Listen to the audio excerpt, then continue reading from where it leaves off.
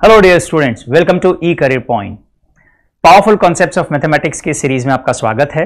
आज के इस सेशन में बहुत ही अमेजिंग प्रोफाइल में आपसे डिस्कस करने जा रहा हूं। माय डियर स्टूडेंट्स, मैथ्स के कई ऐसे क्वेश्चंस होते हैं जहां पर कभी ये समझ में नहीं आता कि ये कौन से कॉन्सेप्ट के ऊपर बेस्ड हैं, क्या अप्रोच इसमें हमारा होना चाहिए, और कई ऐसी प्रैक्टिकल प्रॉब्लम्स होती हैं जो आपको देखने को मिलती हैं।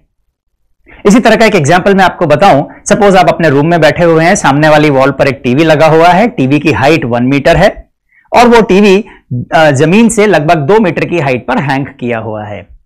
आपके सामने एक क्वेश्चन है कि उस टीवी से कितना दूर बैठकर आपको टीवी देखना चाहिए मोस्ट कंफर्टेबल व्यू के लिए, सबसे बढ़िया तरीके से आपको टीवी दिखाई दे, इसके लिए आपको कितनी दूर वहां से बैठना चाहिए। अब ये क्वेश्चन देखा जाए तो बहुत सिंपल क्वेश्चन है। यहां पर ट्रिग्नोमेट्री, सिंपल ज्योमेट्री और साथ में मैक्सिमा मिनिमा, इन कॉन्सेप्ट से इस बात को एक्सप्लेन किया जा सकता है और इसका सोल्यूशन निकाला जा सकता है। और इसी तरह के कई और ऐसे फंडामेंटल क्वेश्चंस होते हैं जो आपकी छोटी छोटी सी इंफॉर्मेशन और जो कॉन्सेप्ट्स आप पढ़ते हैं उनके ऊपर बेस्ड होते हैं, लेकिन बहुत ही अमेजिंग अप्रोचेस होती हैं।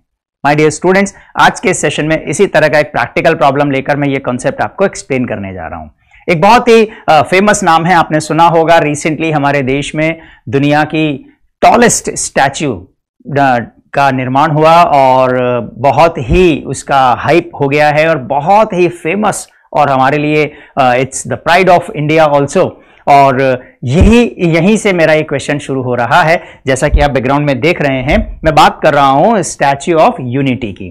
क्वेश्चन ये है my dear students, the Statue of Unity is 182 meters high, standing on 58 meters high pedestal।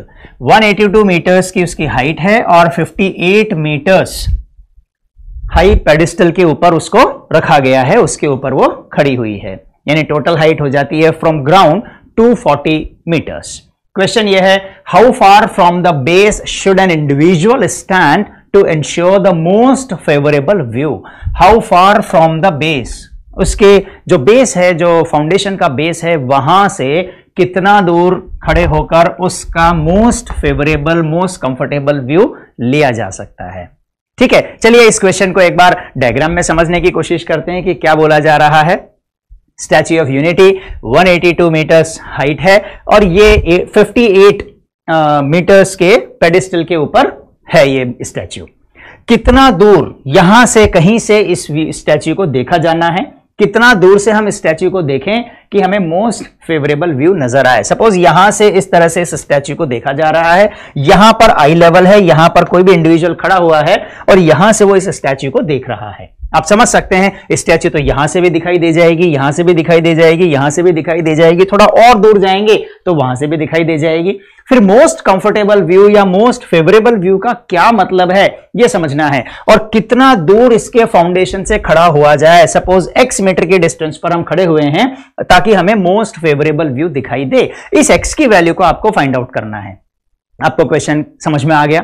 अब बात आती है कि इसमें हम कॉन्सेप्ट कौन सा अप्लाई करें। दिखाई तो ये यहां से भी दे रही है, यहां से भी दे रही है, यहां से भी दे रही है, लेकिन मोस्ट कंफर्टेबल व्यू क्या होना चाहिए। आप समझ सकते हैं कि जब कोई भी इंडिविजुअल यहां खड़ा हुआ होगा तो इस स्टैच्यू को देखने के लिए अपनी नेक को इस तरीके से करेगा, तब उसको अपनी स्टैच्यू वहां पर दिखाई देगी। थोड़ा दूर जाएगा, थोड़ा कंफर्टेबल होगा, थोड़ा और दूर जाएगा, थोड़ा कंफर्टेबल होगा, लेकिन क्या बहुत दूर जाने पर भी कंफर्टेबल रहेगा? नहीं। यानी एक पर्टिकुलर पॉइंट ऐसा होगा जहां से मोस्ट फेवरेबल व्यू इस स्टैच्यू का लिया जा सकता है। ठीक है, तो इसी क्वेश्चन को हमें सॉल्व करना है। तो पहले इसके पीछे क्या कॉन्सेप्ट है, उस कॉन्सेप्ट को समझते हैं। तो मैं इसका एक लाइन डायग्राम बनाते हुए आपको एक्सप्लेन करता हूं कि कैसे इस बात को समझा जा सकता है। चलिए हम उस पिक्चर को अपने मैथमेटिकल फॉर्मेट में ट्रांसफर कर लेते हैं। सपोज स्टैच्यू का ये येलो कलर से आप जो देख रहे हैं ये स्टैच्यू है और स्टैच्यू का जो हाइट है वो c मीटर्स है। ये बेस से b मीटर्स की डिस्टेंस पर रखा हुआ है। ये जो फाउंडेशन है ये b मीटर्स है, यानी बेस से स्टैच्यू का जो टॉप है उसका हाइट हो गया है a मीटर्स। a का मतलब है b plus C, a is equals to b plus C, right. अब सपोज कोई भी इंडिविजुअल अगर इस स्टैच्यू के जस्ट नीचे यहां पर खड़ा होकर अगर इस स्टैच्यू को देखेगा तो उसे ये स्टैच्यू प्रॉपर्ली दिखाई नहीं देगी, उसे इस तरीके से देखना पड़ेगा। आप समझ गए। थोड़ा सा आगे जाएंगे, ठीक है, तो वहां से उसका व्यू कंफर्टेबली आने लगेगा। ठीक है, यहां पर जब स्टैच्यू को कोई भी इंडिविजुअल देख रहा है तो ये जो स्टैच्यू है, ये स्टैच्यू उसके आई पर 0 डिग्री का एंगल सबटेंड कर रही होगी। मेरे जस्ट ऊपर एक स्टैच्यू है और मैं इस तरीके से देख रहा हूं, तो जो स्टैच्यू का टॉप है और जो बॉटम है वहां से जो रे आएगी वो मेरी आईज पर 0 डिग्री एंगल सबटेंड करेगी। लेकिन अगर मैं थोड़ा आगे जाता हूं और वहां से अगर इस स्टैच्यू को देखता हूं तो एंगल 0 डिग्री से स्लाइटली बड़ा होने लगेगा। जैसे फॉर एग्जांपल यहां से मूव करके मैं यहां आ जाता हूं और यहां पर अब ये जो दिखाई दे रहा है, ये जो एंगल है ये ऑब्वियसली 0 डिग्री से ग्रेटर हो गया। सपोज ये P पॉइंट है और इस P पॉइंट से इस स्टैच्यू को देखा जा रहा है, राइट। यहां से मान लीजिए थोड़ा और आगे जाते हैं तो ये एंगल और ज्यादा बड़ा हो जाएगा। P से शिफ्ट होकर सपोज हम Q पर आ जाते हैं तो यहां Q पर ये एंगल और बड़ा हो गया। ये जो स्टैच्यू यहां पर सबटेंड कर रही है ये एंगल। थोड़ा सा हम और आगे चलते हैं तो ये एंगल क्या जरूरी है कि बढ़ता ही चला जाए? आप समझ रहे हैं कि ये यहां से P पर आया, P पर एंगल बढ़ा, P से Q पर गए थोड़ा और बड़ा हो गया, Q से R पर गए हो सकता है थोड़ा और बड़ा हो जाए, लेकिन क्या ये बढ़ेगा? नहीं, एक लेवल के बाद ये रिड्यूस होने लग जाएगा, Isn't it? और जैसे जैसे आपकी डिस्टेंस इस स्टैच्यू से ज्यादा होने लगेगी ये एंगल फिर से कम होने लग जाएगा, क्योंकि ये दोनों जो रेज हैं ये काफी हद तक एक दूसरे के क्लोज आने लगेंगी। And just imagine the situation कि अगर इंडिविजुअल बहुत ज्यादा दूरी पर चला जाए इस स्टैच्यू से तो वहां पर जो एंगल बन रहा होगा वो फिर से 0 डिग्री की तरफ मूव कर रहा होगा।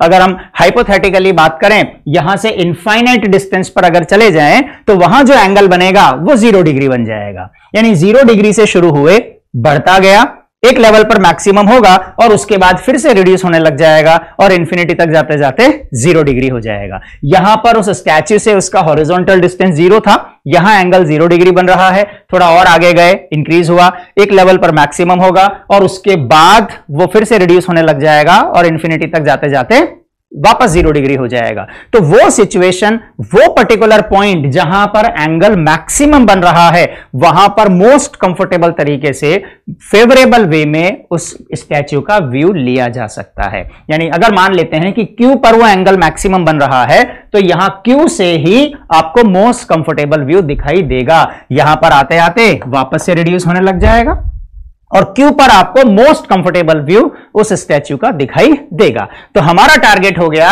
इस Q पॉइंट की डिस्टेंस को यहां से फाइंड आउट करना, यही हमें फाइंड आउट करना है माय डियर स्टूडेंट्स। तो आई होप आपको यह समझ में आ गया। जब आप इस पर्टिकुलर पॉइंट पर देखेंगे तो आपको बहुत आसानी से वो स्टैच्यू का पूरा व्यू दिखाई देगा। आप समझ सकते हैं, क्लोज जाएंगे तो आपको अपनी नेक को इस तरीके से करना होगा, दूर जाएंगे तो भी आपको व्यू जो है वो उसका दिखाई देना कम होने लग जाएगा, लेकिन Q पॉइंट पर आपको मोस्ट फेवरेबल व्यू नजर आएगा। वो पॉइंट होगा जहां पर ये एंगल मैक्सिमम हो जाता है। तो हमें इस एंगल को मैक्सिमम करवाना है, ऐसा पॉइंट हमें फाइंड आउट करना है। यानी ये जो एंगल बन रहा है, ये वाला पर्टिकुलर पॉइंट ऑन ग्राउंड, वहां पर मैक्सिमम एंगल बन जाए, वो डिस्टेंस हमें फाइंड आउट करनी है। तो अब ये क्वेश्चन मैक्सिमा मिनिमा के साथ रिलेट हो गया। हमें इस एंगल का मैक्सिमम वैल्यू करवाना है और ऐसा पर्टिकुलर डिस्टेंस फाइंड आउट करना है। तो चलिए हम अज्यूम कर लेते हैं ये इनिशियल पोजीशंस थी और इन पोजीशंस पर यहां पर दोनों तरफ एंगल कम है, यहां से इंक्रीज होता जा रहा है, Q पर मैक्सिमम हुआ और Q के बाद रिड्यूस होने लग गया। और अब हमारा टारगेट है इस Q पॉइंट की पोजीशन को फाइंड आउट करना कि वो इस पॉइंट से Q पॉइंट कितना डिस्टेंस पर है कि जहां पर मैक्सिमम एंगल बन जाता है। तो हम अज्यूम कर लेते हैं कि सपोज ये x डिस्टेंस है, ये डिस्टेंस मैंने x मीटर्स अज्यूम कर लिया, ठीक है, और मुझे x की वैल्यू को फाइंड आउट करना है। अब अगर ये मैक्सिमा का केस बन गया है, मैक्सिमम एंगल की बात कर रहे हैं, मैं अज्यूम कर लेता हूं this angle is let's say theta. यहां पर मैं इस तरह से ले लेता हूं कि ये एंगल अल्फा है और ये एंगल बीटा है, ठीक है। ये लोअर रे जो बेस, स्टैच्यू का जो बेस है, वहां से जो रे Q तक जा रही है वो बीटा एंगल पर है, एक्स एक्सिस के साथ या हॉरिजॉन्टल के साथ, और जो टॉप पॉइंट है स्टैच्यू का, वहां से जो रे आ रही है वो अल्फा एंगल ले रही है और इन दोनों का डिफरेंस थीटा हो गया और मुझे थीटा को मैक्सिमम करवाना है। ये डिस्टेंस मैंने x अज्यूम कर लिया, मुझे ये हाइट पता है और ये राइट एंगल ट्रायंगल बन रहा है, ये आपने समझ ही लिया। तो बस सिंपल ट्रिग्नोमेट्री अप्लाई करते हुए मैं थीटा के बारे में काम कर सकता हूं। तो चलिए हम थीटा की बात कर लेते हैं। Theta is equals to alpha minus beta. Okay, अब काम कैसे किया जाए? हमें अल्फा बीटा थीटा की वैल्यूज नहीं पता, लेकिन tan अल्फा, tan बीटा और tan थीटा के वैल्यूज हम इस राइट एंगल ट्रायंगल की दो साइड से हमें पता है, बहुत आसानी से निकाल सकते हैं। तीसरी भी पता हो जाएगी, दो पता है तो हाइट हमें पता है और हमें यहां पर बेस लेंथ पता है, तो tan अप्लाई करते हुए हम बहुत आसानी से ये काम कर लेंगे। So tan theta is equals to tan alpha minus tan beta upon 1 plus tan alpha into tan beta. Simple formula है, वो हमने अप्लाई कर दिया। tan अल्फा का वैल्यू देख लीजिए, this is tan alpha, this length bottom जो base है ग्राउंड पर वहां से लेके टॉप लेवल तक का हाइट a के इक्वल है, स्मॉल है जो कि b प्लस सी है, स्टैच्यू की हाइट और फाउंडेशन की हाइट, तो वो a के इक्वल हमने लिया a and this is x, so we write it as a upon x minus tan beta that is b upon x upon 1 plus a upon x into b upon x। Simplify कर लिया जाए और theta के लिए हमें इसको solve कर लेना है। So theta is equals to tan inverse of a minus b upon x plus a b upon x। Clear? Theta maximum कब होगा?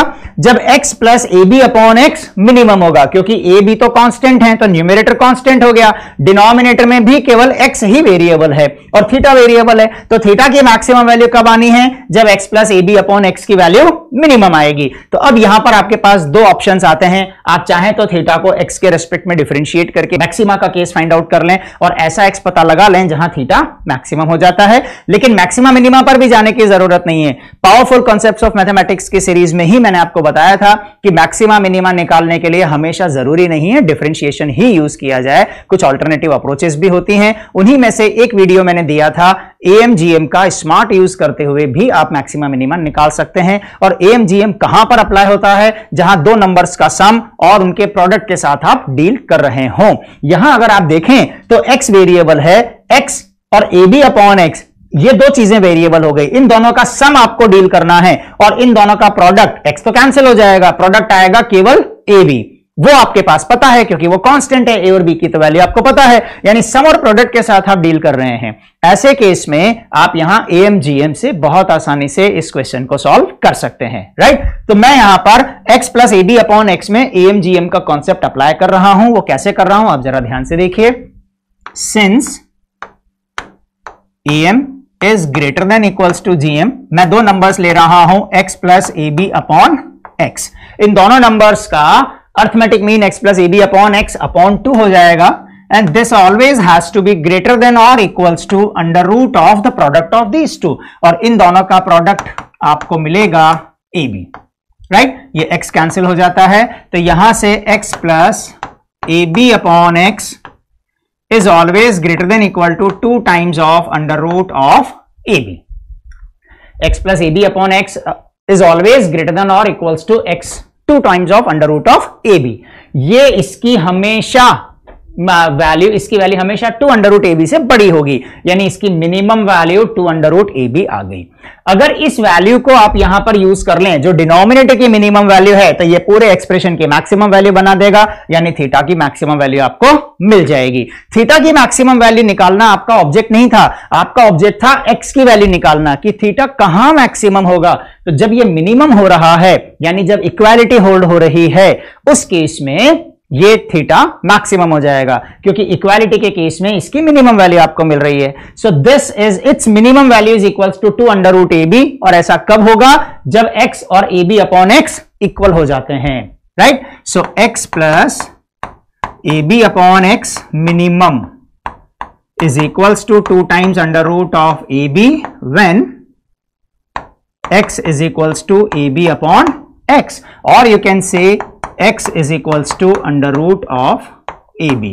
तो जब x की वैल्यू अंडर रूट AB के इक्वल हो जाएगी, उस सिचुएशन में थीटा मैक्सिमम हो जाएगा। So we say that theta maximum is equals to tan inverse of a minus b upon 2 times of under root of AB।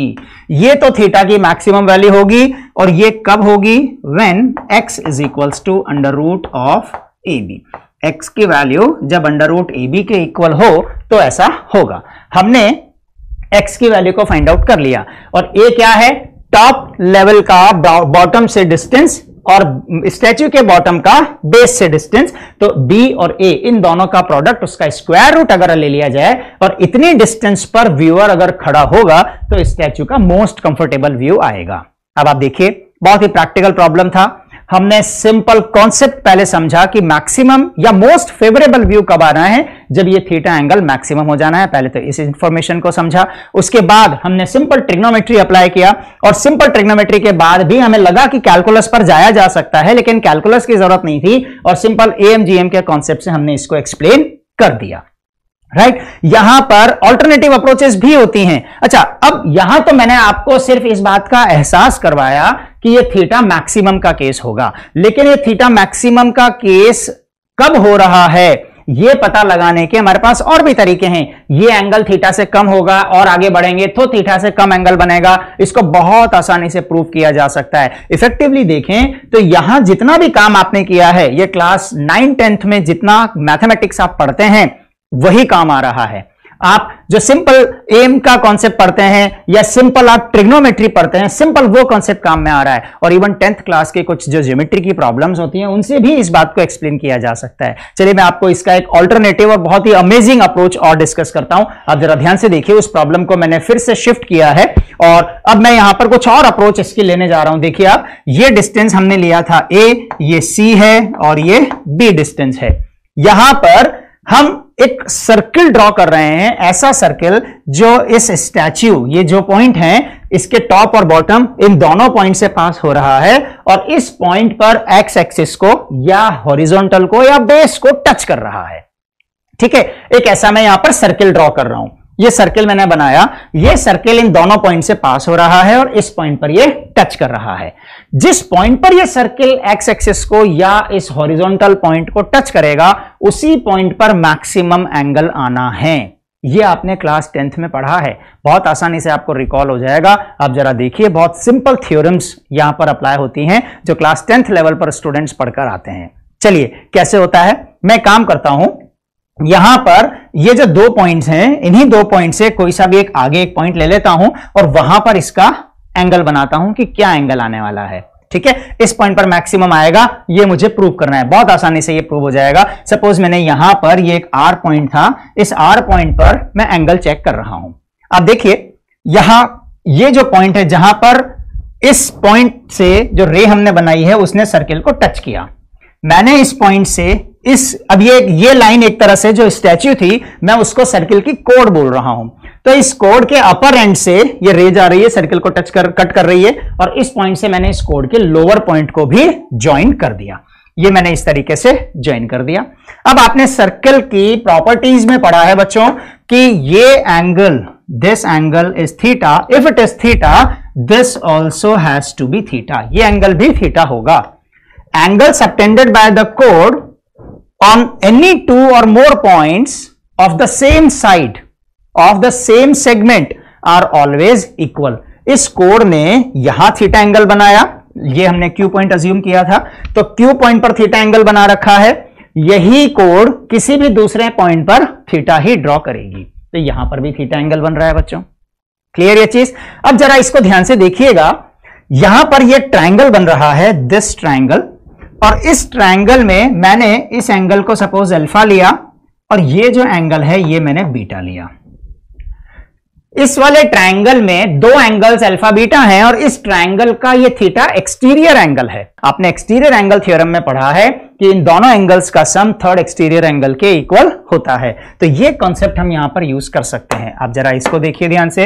Here we say that theta is equals to alpha plus beta.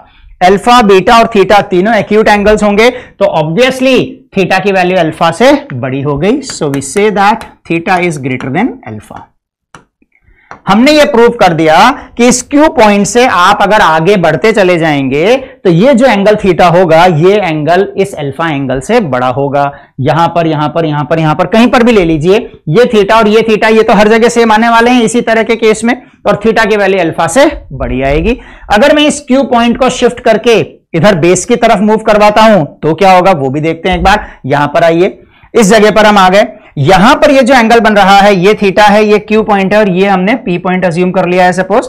अब आप यहां देखिए बच्चों, इस जगह पर भी इस कोड से ये दो रेज निकल रही हैं, ठीक है, और उन्होंने यहां पर P पॉइंट पर एक एंगल सबटेंड कर रखा है। अब मैं यहां ये जो पॉइंट बन रहा है, इस पॉइंट को कोड के लोअर पॉइंट से ज्वाइन कर देता हूं। ये मैंने ज्वाइन कर दिया। अब ये कोड Q पॉइंट पर अगर थीटा एंगल बना रही है तो ये सेम कोड यहां पर भी थीटा एंगल ही बनाएगी, ठीक है। ये एंगल थीटा और ये एंगल थीटा, ये दोनों इक्वल होंगे। आप इस P पॉइंट को कितना भी आगे पीछे कर लें, लेकिन इस पर्टिकुलर नेचर का जो पॉइंट होगा जहां पर ये स्टैच्यू या ये जो पर्टिकुलर कोड है, वो पॉइंट, वो जो सर्कमफेरेंस पर पॉइंट है, वहां थीटा एंगल ही ड्रॉ करेगी, इजंट इट। अगर ये थीटा है, मैं साथ में इसको यहां पर अल्फा बीटा हमने उधर ले लिया, इसको मैंने गामा ले लिया और इसको मैंने डेल्टा ले लिया, राइट। तो यहां पर भी एक्सटीरियर एंगल थ्योरम अप्लाई हो रहा है और यहां से भी मैं बोल सकता हूं gamma plus delta is equal to theta. So here again we come to know that theta is equals to gamma plus delta. अब अगर अल्फा बीट, ये गामा डेल्टा ये भी एक्यूट एंगल्स हैं, तो मैं यहां पर बोल सकता हूं कि थीटा जो है ये डेफिनेटली ग्रेटर होगा इस गामा से, राइट। इस पर्टिकुलर पॉइंट पर जहां सर्किल ने टच किया है इस हॉरिजॉन्टल को, वहां थीटा एंगल बना। उससे आगे गए तो जिस पॉइंट पर, किसी और पॉइंट पर आप बात कर रहे हो, तो वो एंगल भी लेस मिलेगा, और उससे आगे आए तो इधर जो एंगल बनेंगे वो एंगल्स भी लेस होंगे, यानी थीटा मैक्सिमम एंगल होगा। So theta will be maximum. इस पॉइंट पर मैक्सिमम एंगल बनने वाला है, और जिस पॉइंट पर मैक्सिमम एंगल बनेगा उस पॉइंट पर ही मोस्ट कंफर्टेबल व्यू आने वाला है या मोस्ट फेवरेबल व्यू आने वाला है। तो हमें ऐसा पॉइंट ऐसा पॉइंट क्यों फाइंड आउट करना है। हम अब काम करते हैं, थोड़ा इसको क्लीन कर लेते हैं, इसको ऊपर शिफ्ट कर देते हैं, और यहां पर ये हमारे इंटरेस्ट का पॉइंट अब केवल Q रह गया, और Q पॉइंट को मुझे फाइंड आउट करना है। तो चलिए इन सबको शिफ्ट कर देते हैं, और इस Q पॉइंट पर ही मुझे काम करना है। ये यहां पर A लेंथ है, ये B लेंथ है, ये C लेंथ है, कोड का लेंथ C है, और ये जो एंगल थीटा है, ये सपोज यहां से ये जो Q पॉइंट है जहां टच हो रहा था उसका डिस्टेंस मैं अज्यूम कर लेता हूं, से दिस इज x मीटर। ये x मीटर पर ये डिस्टेंस पर Q पॉइंट है। अब देखिए यहां पर अभी हमने ट्रिग्नोमेट्री अप्लाई करके काम किया। आप बिना ट्रिग्नोमेट्री के भी कर सकते हैं, आप ज्योमेट्री अप्लाई कर सकते हैं, कैलकुलस किया जा सकता है, लेकिन कैलकुलस में डिफरेंशिएशन की हमें जरूरत ही नहीं पड़ी, हमने तो AMGM से काम कर लिया, ट्रिग्नोमेट्री से एक्सप्लेन कर दिया। और अब यहां पर आप इसी चीज को कोऑर्डिनेट ज्योमेट्री से भी बहुत आसानी से एक्सप्लेन कर सकते हैं। सर्किल्स की थ्योरम्स में आपने एक और बात पढ़ी है कि इस पॉइंट से एक रे ड्रॉ की जा रही है, इसने यहां पर ये सीकेंट बनाया, और ये जो लेंथ है, suppose this is A length, यहां से इस पॉइंट का लेंथ B लेंथ है, और यहां से ये जहां पर टच हो रहा है इस पॉइंट का लेंथ Q है, Q पॉइंट का डिस्टेंस x है। Suppose I consider this point as O। Circles की प्रॉपर्टी में आपने पढ़ा है OQ square is equals to, say this is point A and this is point B, OA into OB, right. तो ये हो जाता है x square is equals to A into B, यानी x is equals to under root of AB। ये आपका question हो गया। ये वो पर्टिकुलर x डिस्टेंस है जहां पर व्यूअर को खड़ा होना चाहिए ताकि वो इस स्टैच्यू का मैक्सिमम व्यू ले सके, मोस्ट कंफर्टेबल या मोस्ट फेवरेबल व्यू ले सके। कितना आसान सा क्वेश्चन हो गया, इजंट इट। अगर आपको ये कॉन्सेप्ट पता है, सपोज ये रूम की वॉल है, ये फ्लोर है, ठीक है, ये टीवी है, और टीवी का हाइट है सपोज C, और टीवी को जमीन से B मीटर के डिस्टेंस पर रखा हुआ है, तो टीवी का टॉप एज जमीन से A मीटर के डिस्टेंस पर हो गया, और बॉटम यानी उसका बॉटम लाइन जो है वो हॉरिजॉन्टल यानी जमीन से B मीटर के डिस्टेंस है। आपको कितना दूर बैठना चाहिए कि आप उस टीवी का मोस्ट कंफर्टेबल व्यू ले सकें। सपोज आप किसी आर्ट गैलरी में गए, वहां पर कोई एक पेंटिंग लटकी हुई है, उस पेंटिंग का पूरा प्रॉपर व्यू लेने के लिए, उस पेंटिंग का पूरा व्यू देखने के लिए आपको उस पेंटिंग से कितना दूर खड़ा होना चाहिए ताकि आप उसका मोस्ट कंफर्टेबल व्यू ले सकें। इस तरह के जितने भी क्वेश्चंस हैं उन सब का एक्सप्लेनेशन है ये। इस एज की लेंथ यहां से A है और यहां से B है, तो आपको x मीटर के डिस्टेंस पर, और जिस x की वैल्यू है अंडर रूट ऑफ AB, इतना दूर खड़ा होना चाहिए अगर आप उसका मोस्ट कंफर्टेबल व्यू लेना चाहते हैं। ये सिंपल मैथ्स है जिसमें हमने ट्रिग्नोमेट्री के बारे में सोचा, हमने कोऑर्डिनेट ज्योमेट्री के बारे में सोचा, हमने कैलकुलस के बारे में सोचा, लेकिन सबसे इंपॉर्टेंट बात थी उस पॉइंट के नेचर को समझना जहां पर मोस्ट फेवरेबल व्यू आ रहा है। और मोस्ट फेवरेबल व्यू कहां आ रहा है? जहां एंगल थीटा मैक्सिमम हो रहा है। I hope this concept is very much clear to each and everyone. Okay? तो चलिए, ये जो हमारी स्टैच्यू वाली प्रॉब्लम थी हमने उसको ले लिया वापस से, और इस प्रॉब्लम को अगर अब हम देखते हैं तो बहुत आसान काम हो जाता है बच्चों। आप देखिए, ये हाइट है 182 और ये है 58, तो ग्राउंड से टॉप एज का डिस्टेंस हो गया है 182 इंटू 50 प्लस 58 मतलब 240, और ये लेंथ है 58। तो कितना दूर आपको खड़ा होना चाहिए? उसका करेक्ट आंसर होना चाहिए x is equals to under root of 240 into 58. Just solve this and that will be your answer. It is quite simple. This is under root of 16 into 15. This is 2 into 29. ये हो जाता है 4 under root of 30 into 29. Under root 30 into 29, it will be approximately 29.5, approximately 49. Right? So this will be 117.9849. Yes. Approximately this much. You may say that x is almost equals to 118 meters. इतनी distance पर अगर आप इस statue से खड़े होंगे तो आपको इस स्टैच्यू का मोस्ट कंफर्टेबल व्यू दिखाई देगा। And now just think of it, isn't it amazing? This is all about simple mathematics. My dear students, इस तरह के क्वेश्चंस के लिए जरूरी है कि आप बहुत ही डीपली कॉन्सेप्ट्स को समझें, और उसके लिए जरूरी है कि इस तरह की सीरीज को रेगुलर अटेंड कीजिए। यहां पर हम रेगुलर इस तरह के मैथमेटिकल कॉन्सेप्ट्स आपको दिए जा रहे हैं बच्चों, और ये कॉन्सेप्ट्स आपके विजन को बहुत ब्रॉड कर देते हैं, और इस तरह की क्रिटिकल सिचुएशंस में भी आप उन्हें बहुत आसानी से अप्लाई कर लेते हैं, and you make such kind of things quite easy. Right? तो बच्चों, इस तरह के सेशंस के लिए रेगुलर बने रहने के लिए जितने भी नए स्टूडेंट्स हैं उन्हें मैं सजेस्ट करता हूं कि आप चैनल को जरूर सब्सक्राइब करें, बेल आइकन प्रेस करें, शेयर करें इस वीडियो को, और लाइक्स, ऑफ कोर्स आपके लाइक्स मोटिवेट अस, एंड आपके कमेंट्स हमें एनर्जी देते हैं। कमेंट्स प्लेस करें that how you like these kind of sessions my dear students. आने वाले दिनों में इसी तरह के सेशंस रेगुलर हम देते रहेंगे, आपका कॉन्सेप्ट, आपका विजन बहुत ब्रॉड बनाने के लिए। Thank you, my dear students. God bless you all. Wish you all the best.